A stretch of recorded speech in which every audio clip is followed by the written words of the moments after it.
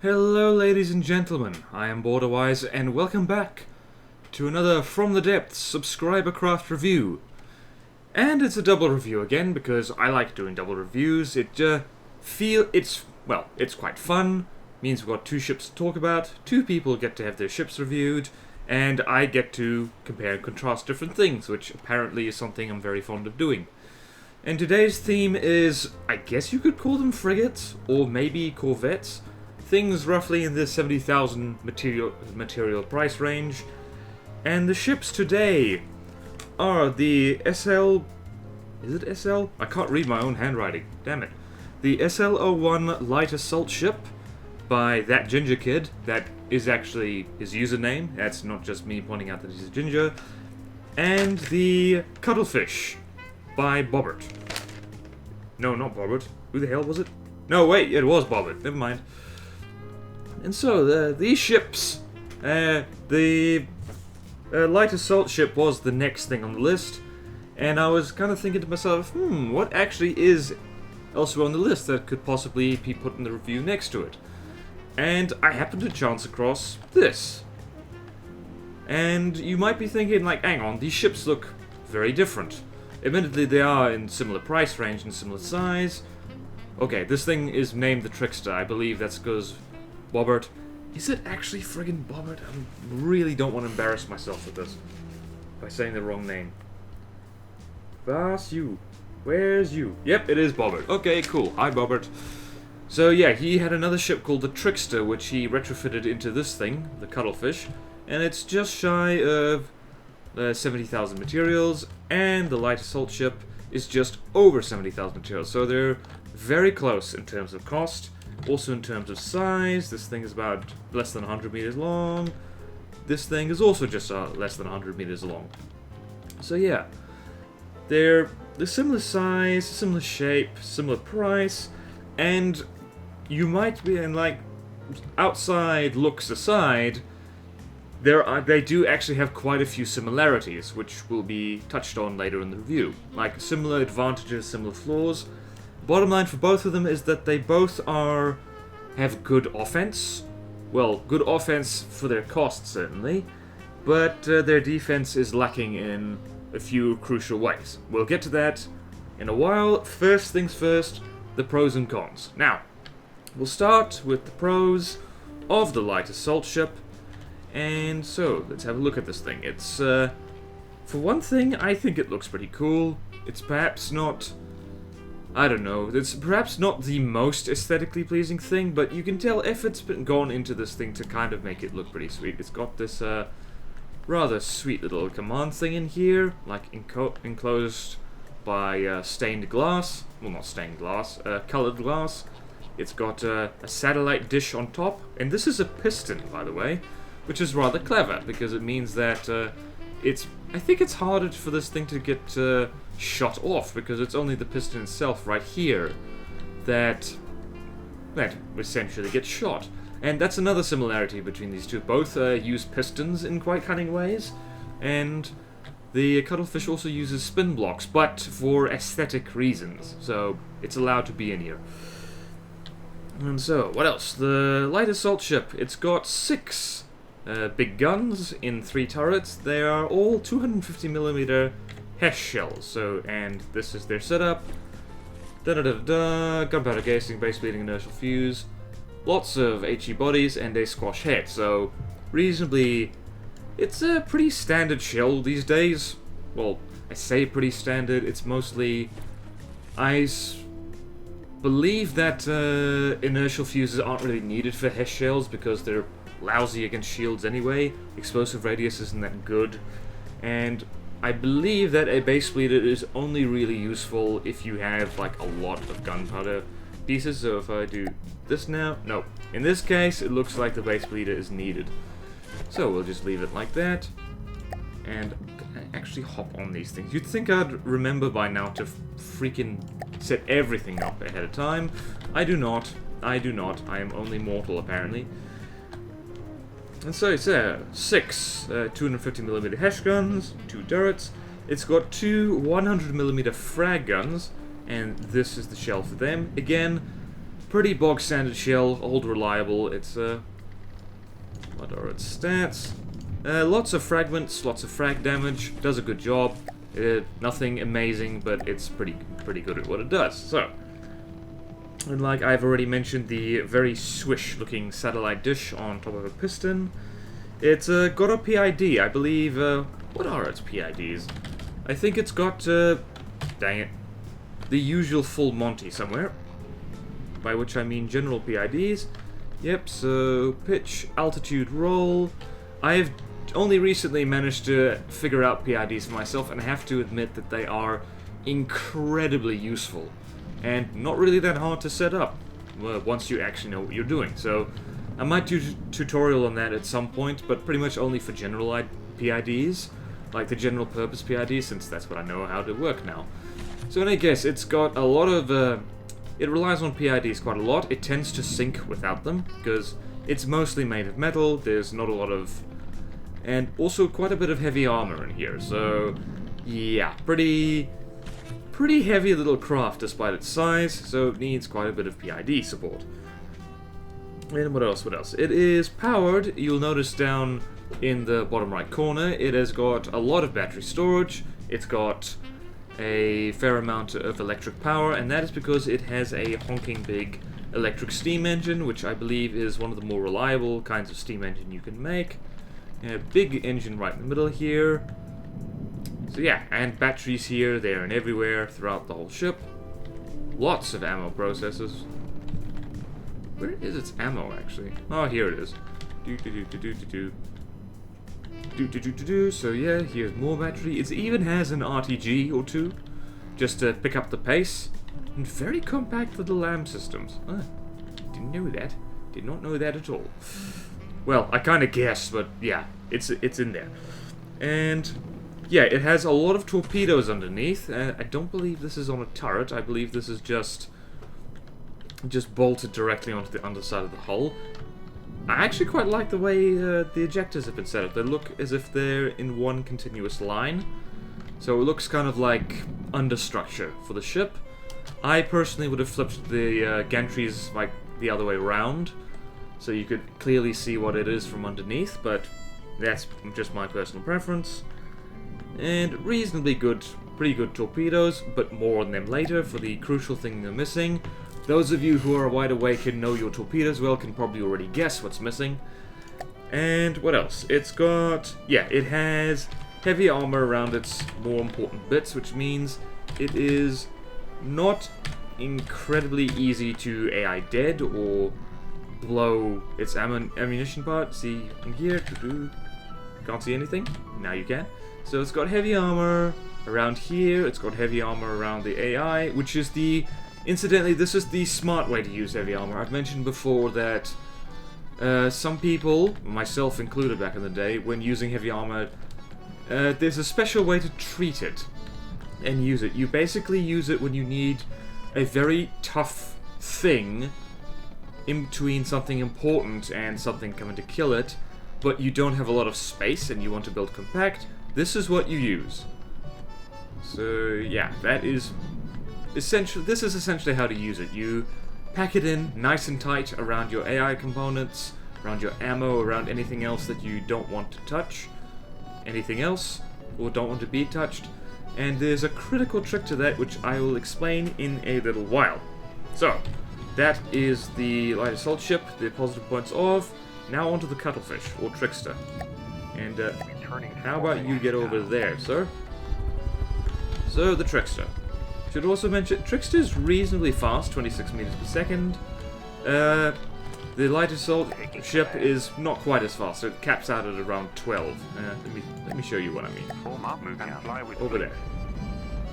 So if we go back on you... Well, not 12. Okay, that was mean. It's around about 16. Right, so that's that talking about. I keep forgetting to talk about speed when talking about craft, unless it really jumps out at me.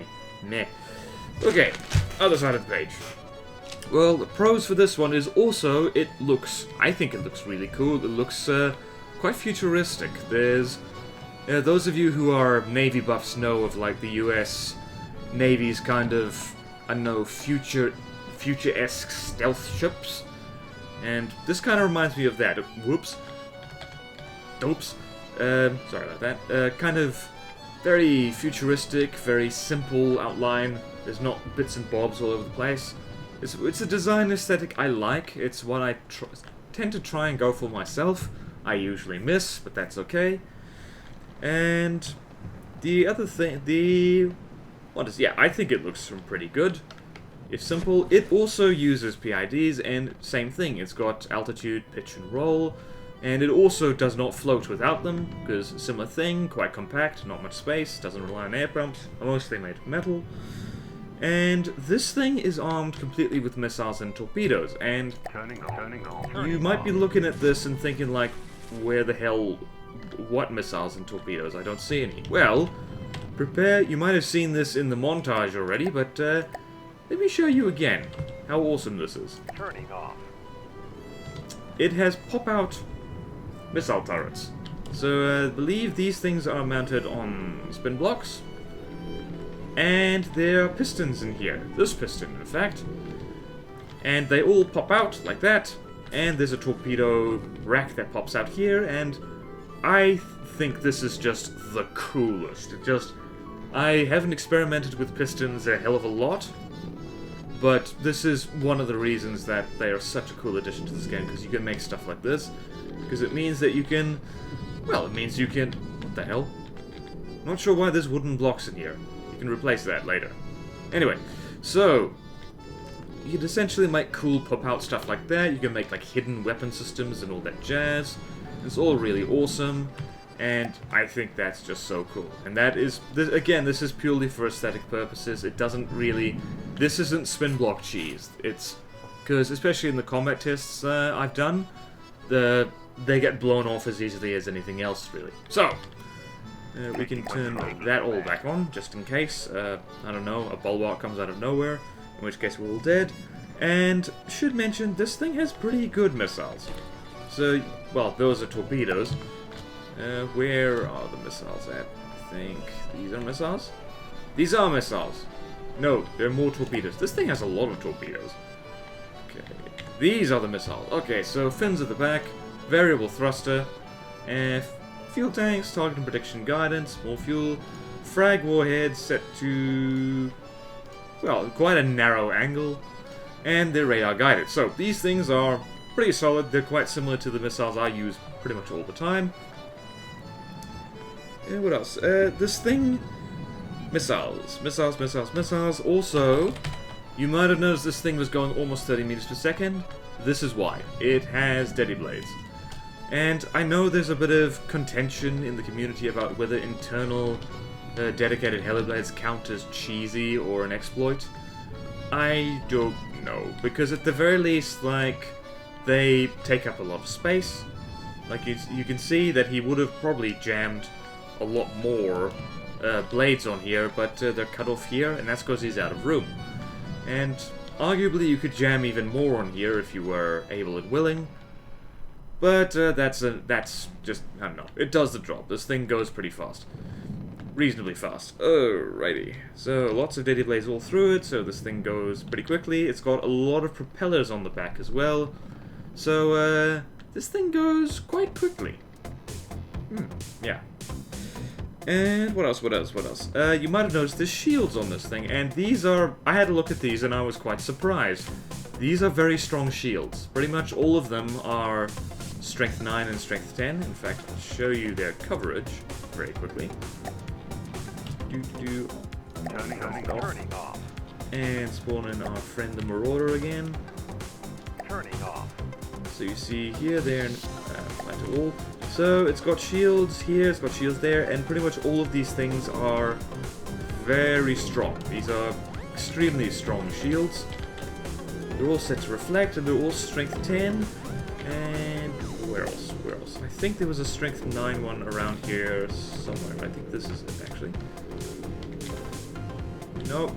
Ah, here we go. This is a 9.3. So, yeah. Strong shields. And also, you might have noticed already, because goodness knows... Ah, here's the PIDs. Hello. General Purpso PID controller. At some point, somebody needs to fix that spelling mistake. But anyway, this thing has a lot of batteries in it, and has quite a few...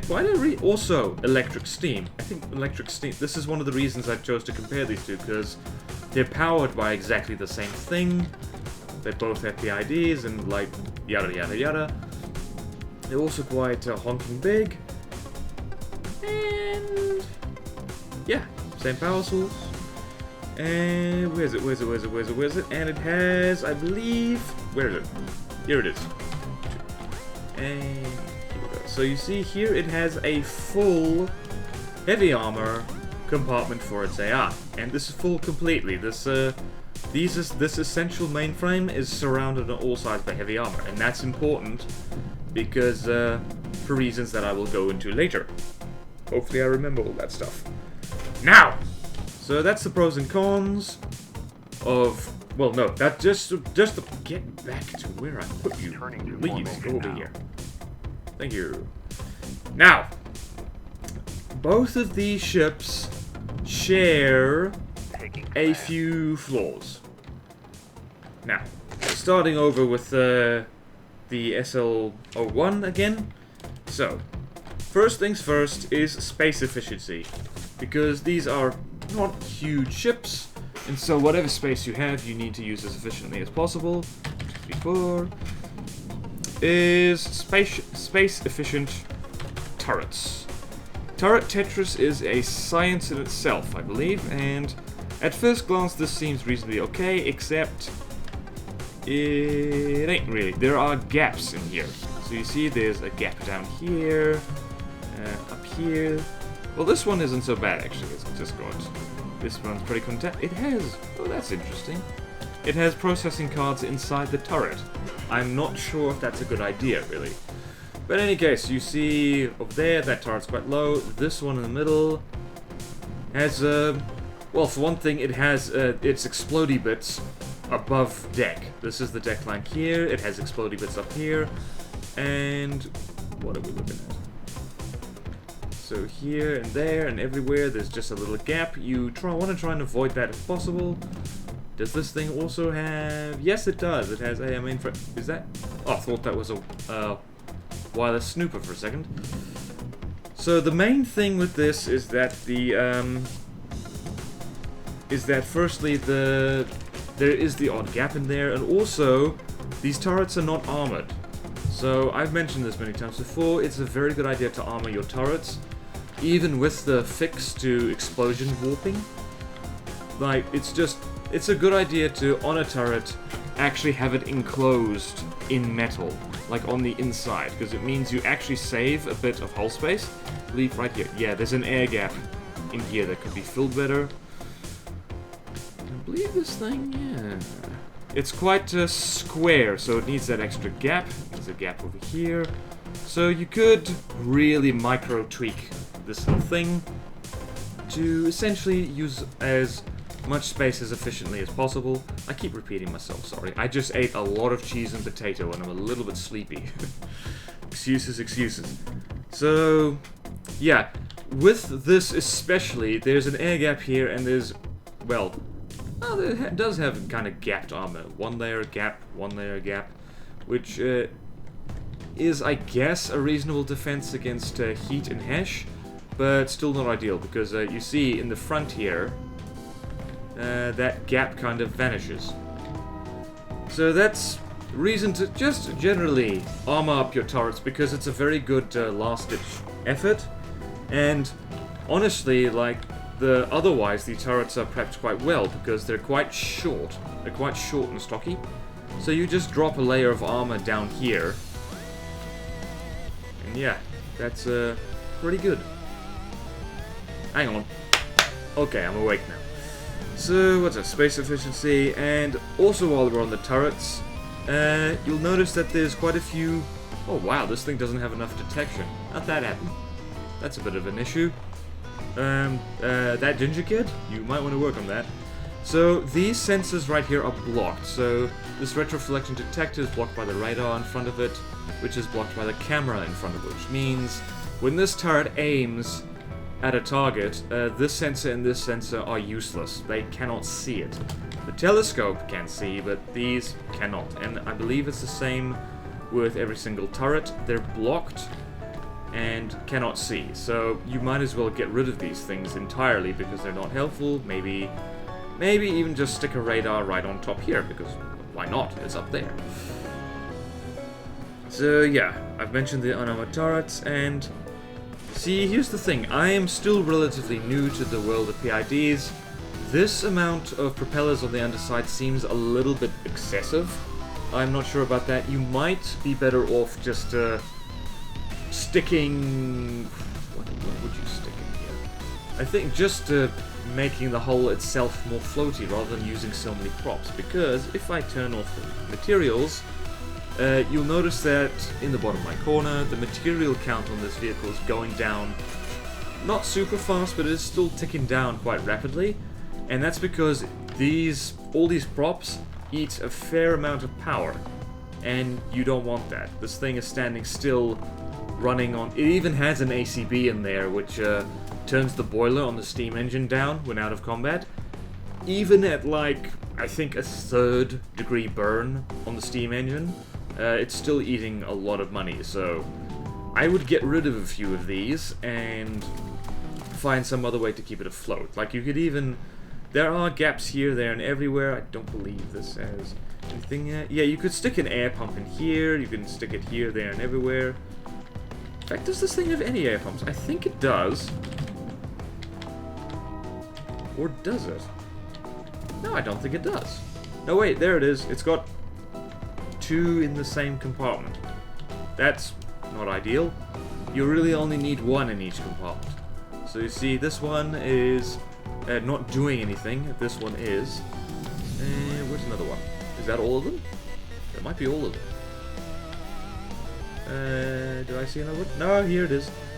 So even if air pumps aren't enough, you can kind of cheese it and use helium pumps instead. Huh. I wonder, do helium pumps even provide that good buoyancy anymore? I forget. I remember trying to build a ship at some point, and it just did not work as well as air pumps. But in any case. So what else? Oh yeah, minor nitpick. When this thing is going full speed, so I'm on here. I'm on the wrong boat. If I'm on this boat, why are you in air mode? That is very annoying. So, we're over here.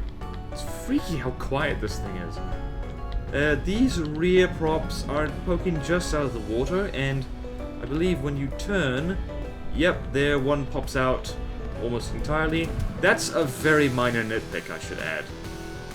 Because, really, most of the props are still underwater, it's not a huge issue. But yeah, just be aware that I don't think there's any real loss in efficiency, even if one of the blades sticks out of the water. But it's worth keeping in mind that if your props are too close to the surface, they might pop out, and then, well, it's a waste of a prop, kind of. What else? Yes. Speaking of buoyancy, the torpedoes I mentioned, there is one critical thing wrong with them. You've had some time to think about it. Can you guess what it is? Ding! You guessed it. There's no buoyancy tanks on this thing. So, which basically means that these propellers are stuck, firing at things that are above the water, and I will show you that right now by getting the cuttlefish out of combat, and I'm going to spawn in some cheap, nasty submarines.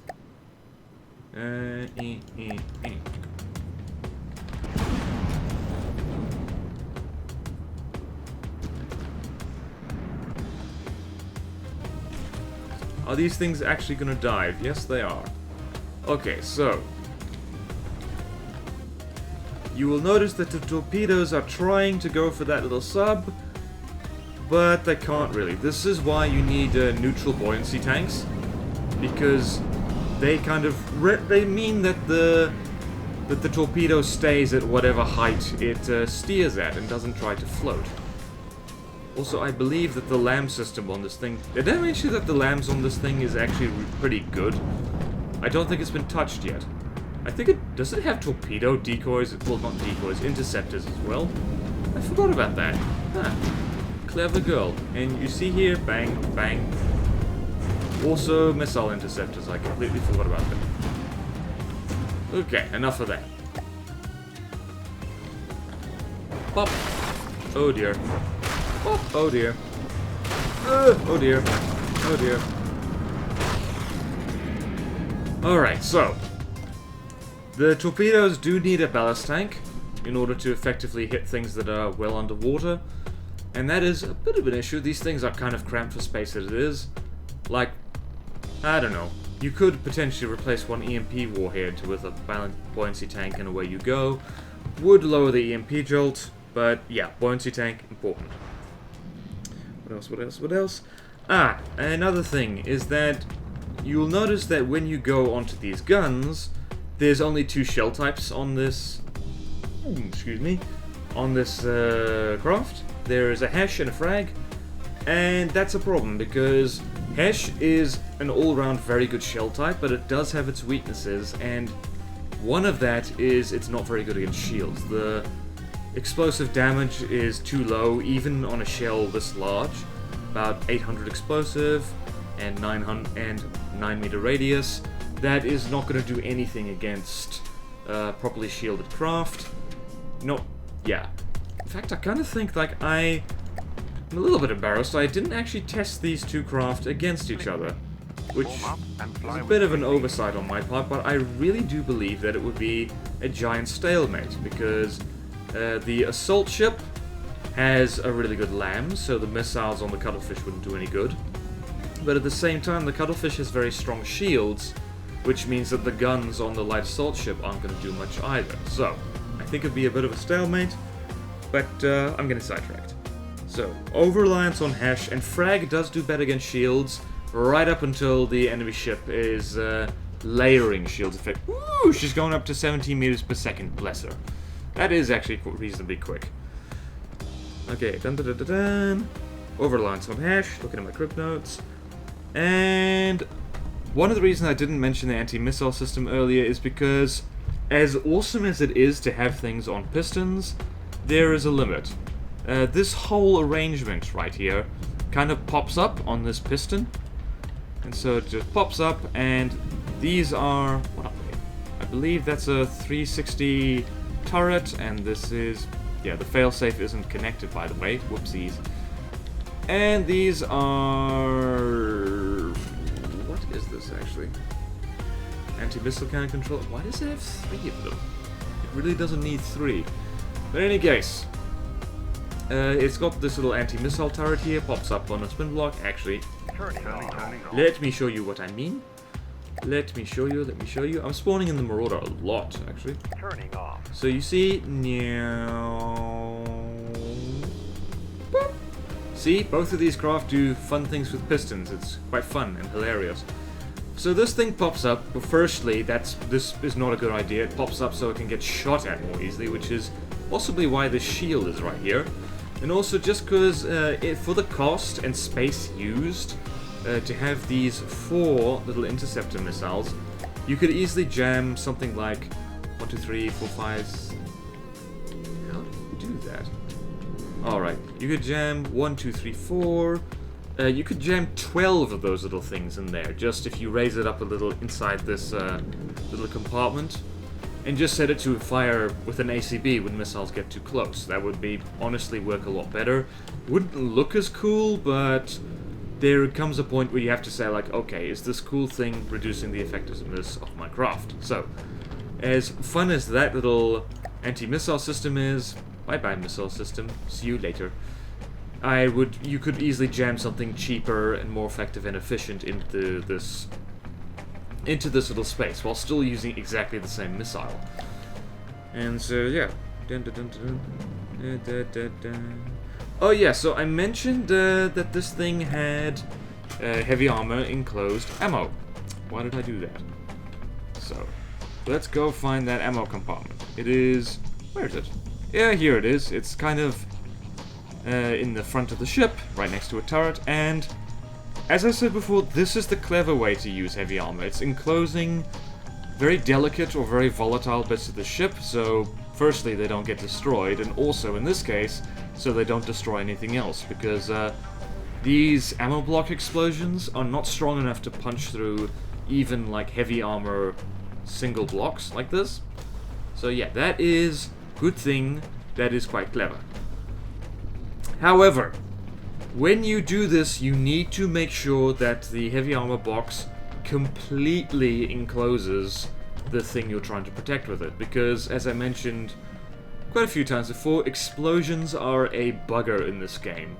They seep and creep and will carve little channels and holes all through your craft once they get through the outer hull, which is where this becomes a problem. The underside of the ammo compartment, and I believe for, well, almost all of the ship, is like, it's got metal on underneath it, which against explosions means that it's, well, not as effective as it could be, because what will happen when this thing gets hit by a big kaboom, be it a torpedo, be it a big, like, advanced cannon shell, or be it even a cram shell, what'll happen here is explosion radius apparently is now capped at 35 meters, which is huge, by the way. So what happens here is, boom, shell hits here, and this is 2 layers of metal by the looks of it. What the? Yeah, 2 layers of metal, actually 3 layers of metal, boom. So this is quite a lot of armor, but, and this is big stinky but, explosion radius will most likely wrap all the way underneath here and take out the metal beams under here if it's sufficient, if it's of sufficient power and size, but also if enough explosions happen in the same place, which they will, because the AI likes to aim for the ammo, which means that these beams underneath this heavy armor compartment will get destroyed long before the heavy armor does, which renders it almost useless, because it'll pop these beams, it'll pop the ammunition.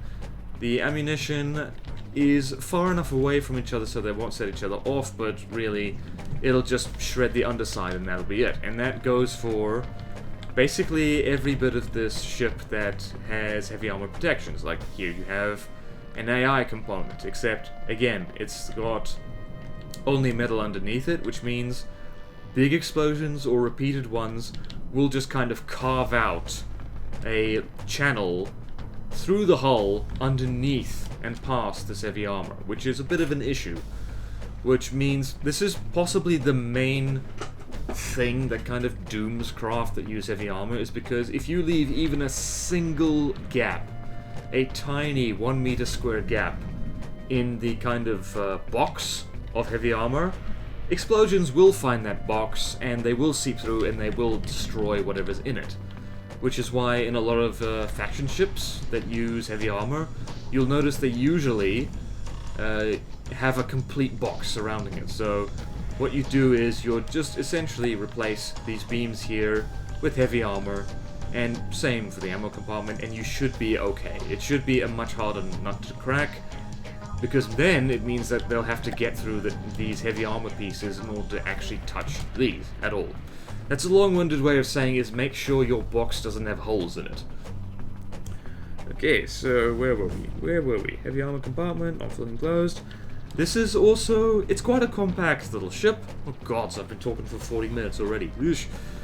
And you'll notice that there are air gaps here, there, and everywhere, usually where it's not a good idea, because if a HES shell hits here, well no, if a HES shell hits here, it'll go through this layer and then have to blow through this layer, and then it will take out this turret, and a heat shell will be stopped here. But if you go over here, between this ammo block and the big outside world, there is layer of heavy armor. There's a layer of metal. There's a layer of metal. And there's a layer of metal. Whoop! Air. Which means that heat will tear straight through this. It'll hit here, and if it's got sufficient penetration, it'll blow up these little things here. The good news is that people don't really seem to use heat as much anymore. Like, I don't think even many faction ships use it anymore. It's kind of just a little. It's a flavor shell. It's something you add to your high explosive one to give it some pepper, some spice, some zing. But yeah, when it happens, it will just essentially ignore this layer of armor right here, which is a bit of a problem. So yeah, that is also a thing. And I have mentioned before, yeah, this thing is out of money slightly. However, the RTGs are kind of, because remember I turned off the avatar resupply thing, and once again you can see how it's just ticking down slowly but surely, and it only carries 4,000 materials. Don't use this with localized resources. Thankfully, even if it's out of resources, the RTGs can keep the batteries topped up when it's not moving, so that's a good thing, I think. That might be a deliberate thing. Well done there, Ginger Kid. And I've mentioned before, there's kind of like, there's gaps in the armor, which will give, especially over here, because this is reasonably thick. So where are we? So here. So you see, here's this very volatile frag gun, and 1, 2, 3 air gap, which means that a heat shell will poke straight through here and blow up the secondary turret, and Hesh will do the same. It will hit here, the thump will go through here, and then the spalling will tear this turret to pieces. So, not something. This is not a ship to be used, I think, in the later campaign when you're actually going up against ships that have heat and Hesh shells. Like, I don't know really of any faction craft that use Hesh at the moment, but heat, yeah, there are definitely craft which use heat shells, and it's a bit of a pain in the butt if you're not prepared for it. And last but not least, and this is gonna require me pulling out the Marauder again, is that I mentioned before there's a little shield on top here. Now, you see what happens when I hit apply to all. This thing has very poor shield coverage. I'm sorry to say that, but it's true. This is not enough. This is not nearly enough. This craft tends to get eaten alive by anything that has, well, anything with advanced cannons, to be perfectly frank with you, because frags have all this lovely, delicious hull to chew up. High explosives can wrap essentially all around the ship because they make direct contact with the hull, and just guarding the turrets is not enough, because even if this turret is pointing in that direction, just look at, let's go here. There's a lot of hull underneath it that shells can get through and can then kill the turret itself. So, yeah, this needs a lot more shields, and in fact I recommend the usual party trick of larger shields, more shields, but they're individually weaker, because that seems to be by far the most reliable way to do it. You really only need strong shields if you have the power spare, or if you're really fighting something that loves to spam advanced cannons, and you know, spam advanced cannon shells that aren't particularly fast either. And on that note, speaking of shields and defense and all that, we're gonna go back to the cuttlefish. First we're gonna delete the Marauder. Now we're gonna go back to the cuttlefish. So, whoop. Now, so the cuttlefish. Now, in keeping with in the line of thought that clever armor is a good thing, I mentioned that this does have full heavy armor enclosure for its PIDs right here, which is a good idea. PIDs go down, the thing sinks, so that's pragmatic. And I believe same thing for the AI compartment, wherever the hell it is. Ah, here it is. Now, the weird thing about this craft is that it does not give the same treatment to its ammunition. I'm not sure what the plan is here, but the ammo, well, for one thing, lots of little metal blocks. Ew! Ew! Bobbert! That's disgusting! Do something about that. Blech. So anyway, so the ammo here is, okay, it's surrounded with metal, and lots of metal on top. So the deck armor here is about 4 meters thick. That's not bad. Well, 3 meters thick, rather. The side armor, oh boy. It has incredibly squishy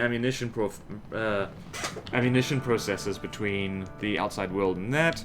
And it has 2 layers, well, 2 to 3 layers of metal. Or even an air gap right here for Hesh fragments to spawn. This is not good.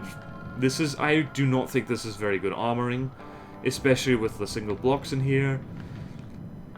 It's just because, admittedly, it is at the front of the craft, which is better than at the center of mass, but I've learned the hard way that if you put ammunition at the front of a vehicle, it's not as reliable in causing things to overshoot as putting it at the back. So, I'd recommend armoring up the ammo compartment, possibly with some heavy armor, since you've done that with the AI anyway. Sticking it at the back, because that messes with leading shots a bit more. If you kind of... I'm trying to calculate in my head what tends to happen. If you put it at the front, it's more likely to get hit, simply because... I don't know, if you put it at the front, it means that shots that are... bleh.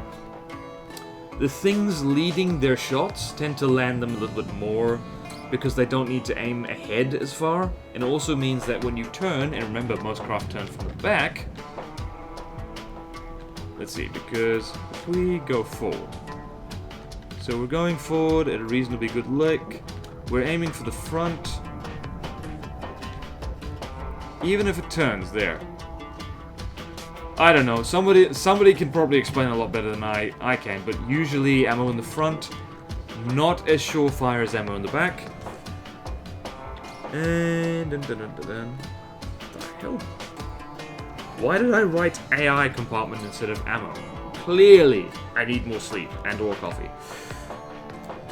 Now, I've mentioned before, the hull armor leaves a bit to be desired. It's between 2 to 3 layers of metal, which isn't bad. You would have seen in the montage, it tends to shrug off explosive missiles quite well. The bad news is that explosive missiles are crap, so that's not really an achievement. I've tested both these craft actually against one of my ships, the Goanna.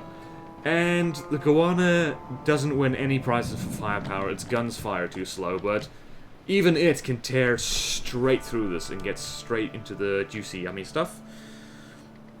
And I should mention that being inverted commas, poorly armor isn't a tremendously bad thing, provided you move fast enough to be dodgy. And this craft does not move fast enough to be dodgy. 26 meters per second isn't bad, but it is not good enough to dodge an awful lot of the more dangerous stuff in this game. Advanced cannons have no trouble hitting this at all.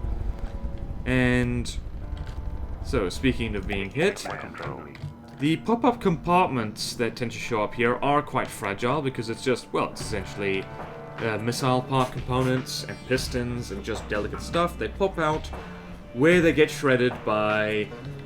Well, because of how explosion physics works, not usually high explosive, but frags, and tend to do a real number on them. And more on that later. Well, no, more of that right now, because that's next on the list. The way this thing's shields work is that, well, how many times have I spawned in the Marauder? Somebody better keep count. So, these are very strong shields. They're all strength 10 or strength 9.3, but they are single layer, and that is suicide against frag shells. Because the way frags were tweaked some time ago is that when an inertially fused frag shell, specifically APS I should mention, hits the shield and explodes, the fragments have a pretty good chance of spawning on the other side of the shield. In fact, there's a bug with this, because apparently me and some of the guys on the Discord figured this out just the other day. Oh, thank you for that, guys, you know who you are. We found that also works against hulls, so occasionally fragments will spawn, like, on the other side of blocks as well as shields. So that's a bit of a pain in the ass, but in this case it means frag shell comes in, yeah, bang, and the fragments will tear this to pieces. In fact, that was happening a lot when I was combat testing this thing earlier. So, again, similar recommendation to the light assault ship is weaker shields, but more of them, and make sure they overlap, because that not only is proof against fragments, but it's also proof against... it's just generally more reliable than just a single strong shield. Because apparently, like, I'm not going to talk about the math because I hate math, but apparently you get more reliable results from 2 strength 5 shields, like, layered, than you do from 1 strength 10 shield. And I should also mention that if big explosions hit the shield, they are very close to the hull, and they will just tear these metal blocks to pieces, so to speak. There's also big gaps in them. If this thing gets shot from above, it's in real trouble. But... and you also should mention that when this thing... I should mention this. When this thing is under full combat load, so when I do this... I believe... are the shields going to flicker? Yeah, there comes a point where the engine can't actually keep up with demand. I think you can see in the bottom right corner, energy is draining slowly but surely. That might have been just been the way I was testing it, to be perfectly honest with you. But yeah, that is something to bear in mind, is that strong shields eat more power. Wow, while I'm saying blithering the obvious things, torpedoes are going in that direction. And the biggest weakness of this thing, perhaps, is that it doesn't have any. I don't think... I do not believe... no, it does not. It has no missile countermeasures. Nope. No, it does not. I'm double-checking right now. It does not. It has no flares, it has no radar decoys, it has no sonar decoys, which means... this thing will kill itself if it has to fight itself reasonably quickly. In fact, I should probably do that at some point. So, to sum up these 2 ships. Offense is pretty good. Like, both of these actually are ideal starter ships. Like, both the light assault ship and the cuttlefish. You'll probably get through the Deepwater Guard and maybe even the early stages of the Onyx Watch, especially on lower difficulties, with either or both of these 2 ships. Once you start running into things with more specialized defenses and better offense, especially something that really packs on the frag and the explosive damage, you are going to be in trouble. So, the recommendation for both is not so much more armor as more clever armor, just patching the holes in the heavy armor compartments, ensuring essential components have more armor around them. And maybe if you feel like it, some heat and HESH proofing for both, but not compulsory because those things tend not to crop up in the campaign an awful lot. And missile countermeasures for the cuttlefish. And yeah, it's just basically both these ships are reasonably solid. They're reasonably cheap and they work and they do what they do pretty well. It's just minor tweaks here, there, and occasionally everywhere. But otherwise, I like these 2. They're good. Like, something like the cuttlefish is like... I like to think, honestly, both of these craft are essentially slightly more expensive versions of craft that I have made before. So, the cuttlefish is kind of like a skink on, like, heavy metal crack cocaine, and the light assault ship reminds me an awful lot of just a ship I made ages ago called the Rattlesnake. But, yeah, except this thing is, like, I think better in almost every way. It's got more guns, it's got land, it's got blah blah blah blah blah. Right! So, this wouldn't be a review if I didn't show these 2 ships fighting each other, so we should probably do that, eh? So, light assault ship. You look beautiful in Steel Strider's colors. Both these things are painted quite well, actually. I love it how almost every ship I spawn in for these reviews looks good in my fleet colors. I don't know, it makes a warm, fuzzy feeling for me. So, let's see who wins. As I said before, I think very much that this is going to be a big stalemate. And, like, I didn't even think of this before, but... yeah. One of these things is armed with missiles against a ship that's almost immune to anything short of a ridiculous missile barrage. And the other has very strong shields that counter Hesh, so let's see what happens. Oh, that looks good in Lightning Hood's colors. Oh dear.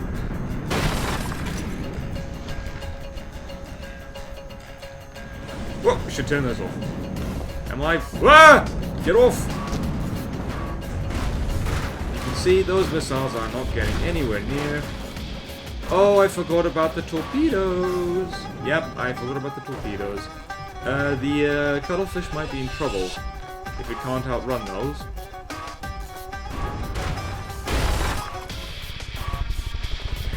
It's holding up pretty well, though. Okay, never mind. Yep. Ah, how do you...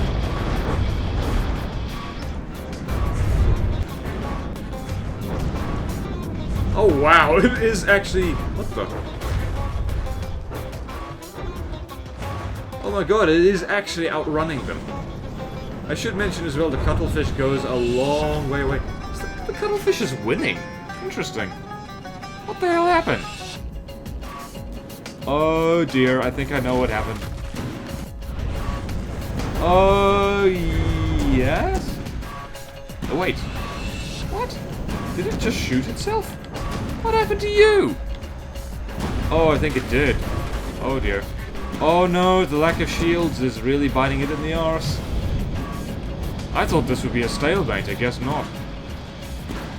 So, yeah, strengths, weaknesses of both ships being shown. Very good lambs, which really just means that it gets showered in fragments. Yeah, I love this kind of continuous laser lambs. Like, I can't believe I just said that! I don't completely hate the continuous laser lambs, mostly because I just like how it's like, it just repeatedly pops missiles, like, with no fanfare at all. It's like, yeah, what? Yeah, what? You're gonna fire missiles at me? Also, I love that it's quiet, it's not that stupid boom, boom, boom, boom, boom, boom, boom, boom, boom sound.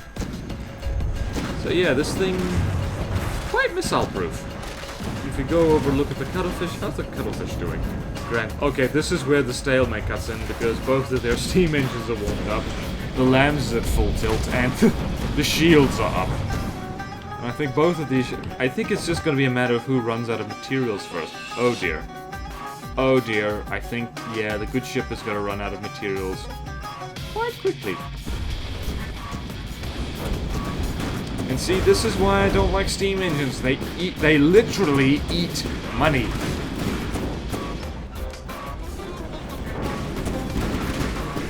I know I probably should end the video now, but honestly, I want to see these two slug it out. I really, really do. Boom. Also, I've given lambs so much crap.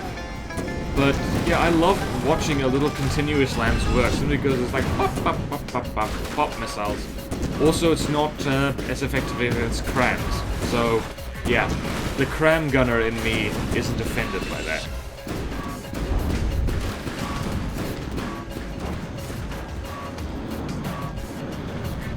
Yeah, this is very much a stale of the mate, I think.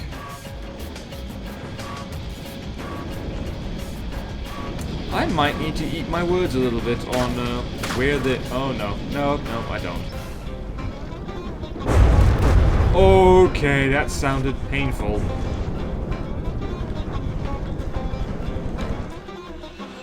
Yep, that's on... Where's it? Oh, yep, here. I believe that was a Hesh shell. And that is what happens when you have big gaps in your armor to let... Spalling! Get in here with a cup of tea! Sorry. I believe that's what happens when you have gaps in your armor. What the hell? Your shield coverage needs to be better. That's actually one of the things that annoys me. Yeah, see what I'm talking about? Like, frags tend to strip bits off this, even through those strength 10 shields.